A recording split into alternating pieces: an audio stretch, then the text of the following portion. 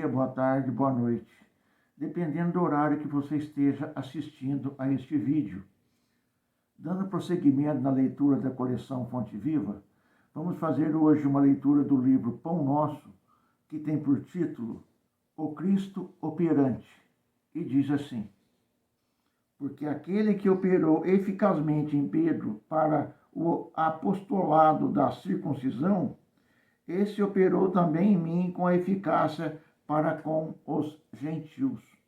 Paulo, Gálatas 2:8. A vaidade humana sempre guardou a pretensão de manter o Cristo nos círculos do sectarismo religioso.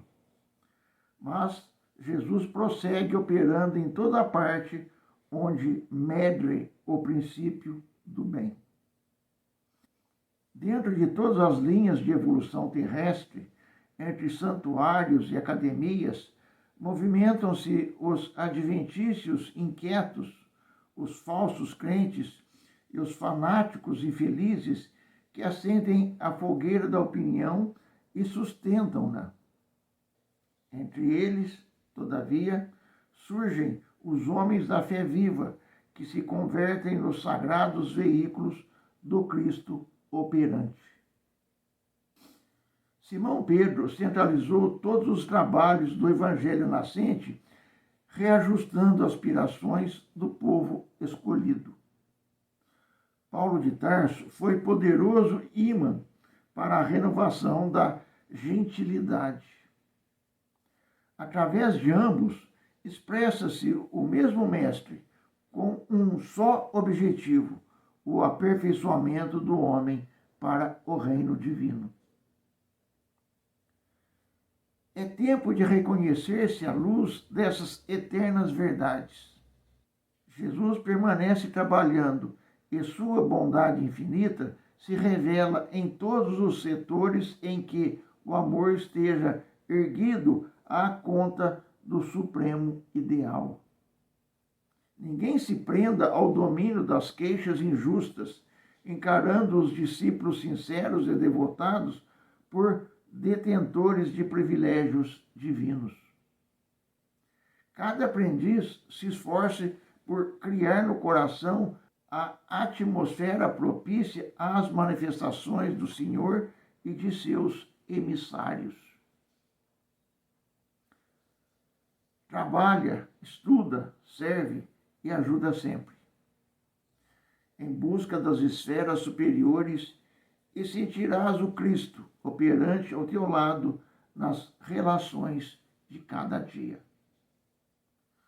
Aí está, meus irmãos, mais uma bela página trazida aqui pelo nosso irmão Francisco Cândido Xavier, pelo ditado do nosso irmão Emanuel.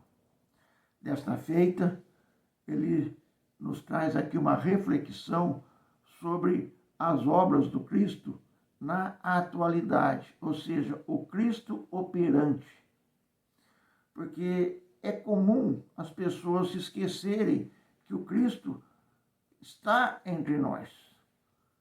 E mais ainda, nós deveríamos estarmos junto a Ele. Quando nós nos afastamos do Cristo, Ele se torna inoperante.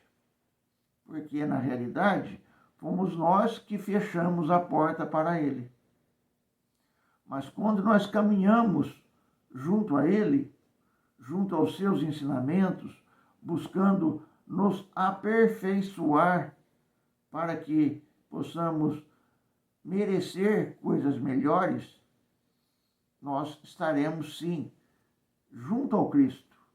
E aí Ele é, de fato, muito operante, porque nós estaremos desfrutando da paz que Ele nos deu. Nós estaremos desfrutando dos conhecimentos que Ele nos trouxe. E nós estaremos desfrutando das promessas que Ele nos fez. Se nós nos afastarmos dEle, tudo isso se perderá. Ah, mas eu frequento igrejas, eu vou a cultos. Sim, mas só isso não resolve. Ter o Cristo no coração é aquela situação em que para tudo nós nos voltamos para Ele e ouvimos o seu conselho, as suas premissas, as suas orientações para o dia a dia de cada um. É verdade que os tempos de hoje são muito diferentes dos tempos de quando o Cristo aqui andava sobre esta terra. Mas uma coisa que não mudou e não vai mudar nunca é que nós somos espíritos encarnados vivendo uma experiência no corpo material. E Jesus veio aqui justamente para nos tirar mais rapidamente possível dessa roda de encarnações e sofrimentos. E como se faz isso? Ora, é só seguir o beabá do Mestre. Ele nos ensina o perdão, ele nos ensina a tolerância, ele nos ensina a humildade, ele nos ensina o amor ao próximo. E nós fazemos o quê? Exatamente o contrário do que ele ensina. E aí nós queremos que ele esteja operante em nossa vida. Aí quando a coisa aperta, nós gritamos por ele. Mas não vai resolver, porque nós nos afastamos dele durante o trajeto da nossa jornada. É bem verdade que ele vai atender a todos nós em nossas necessidades e não naquilo que nós desejamos. São coisas diferentes. Porque a atenção dele para conosco é para o nosso crescimento espiritual, é para a nossa melhora espiritual, a fim de que nós possamos evoluir. E evoluindo, nos afastarmos da roda das encarnações devido aos nossos erros, devido à nossa condição de inferioridade. Mas, de qualquer forma, mesmo aqui, nesse vale de lágrimas que nós vivemos, ainda assim ele está presente. Ainda assim ele diz: vinde a mim, vós que estáis cansados e oprimidos, e eu vos aliviarei. E nós devemos sim ir a ele, buscá-lo nas nossas dificuldades, mas não só nas nossas dificuldades. Devemos fazer dos ensinamentos dele um roteiro da nossa jornada terrena, porque a partir daí nós estaremos com um caminho seguro. Ah, mas então não vou ter sofrimento? Não foi isso que o Cristo disse. O sofrimento são coisas que nós ainda temos que pagar de erros passados. Porque nós vivemos aqui numa experiência de provas e expiações. As provas fazem parte daquelas situações em que nós podemos evoluir. Tipo o aluno que estuda e presta um exame lá no final para conseguir passar de ano ou ser aprovado. Mas também nós temos aqui expiações. E as expiações, estas não há como modificar. Mesmo porque já são dívidas. E quando nós somos devedores, nós temos que pagar essa dívida. E como muitos pensam que pagar a dívida é simplesmente dar uma caridade, dar uma esmola, não é bem assim não. Pagar a dívida é passar por situações em que provem que nós resgatamos aquela dívida diante do nosso irmão.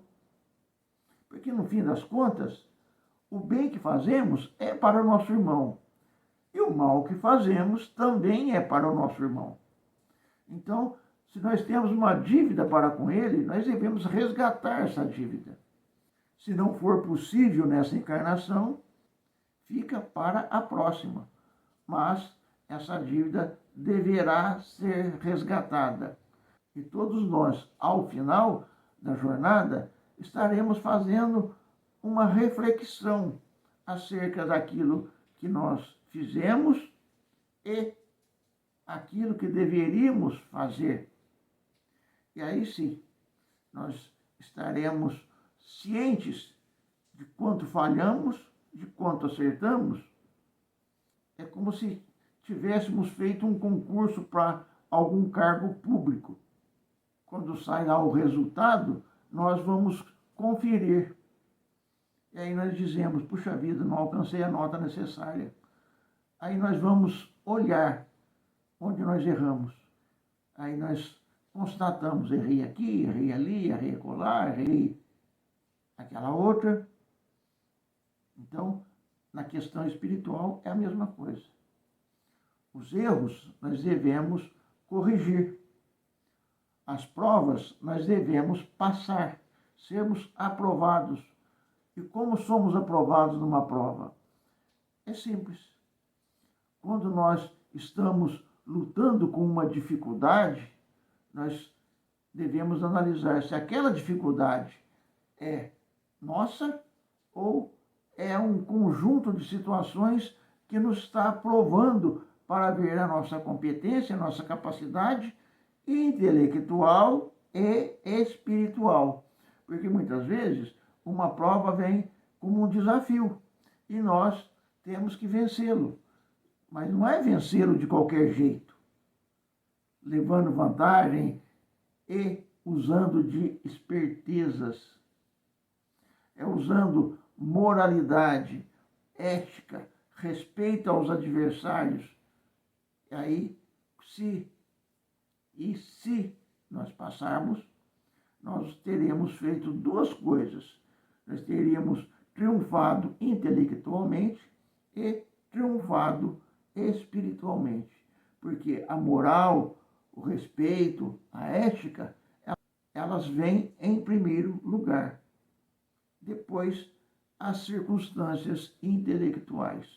Quando nós implantamos em nosso ser o respeito, o amor ao próximo, automaticamente nós vamos observar a ética e a moral.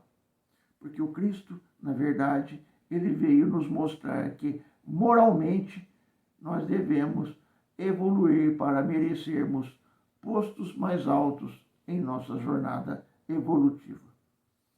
É o que tínhamos para hoje, meus irmãos. Que possamos viver sempre operando com Cristo, para que Ele possa estar operando conosco. E aí sim, nós caminharemos com a serenidade e o equilíbrio necessário. Fiquemos com as bênçãos de Deus nosso Pai e de Jesus nosso Mestre. Que assim seja.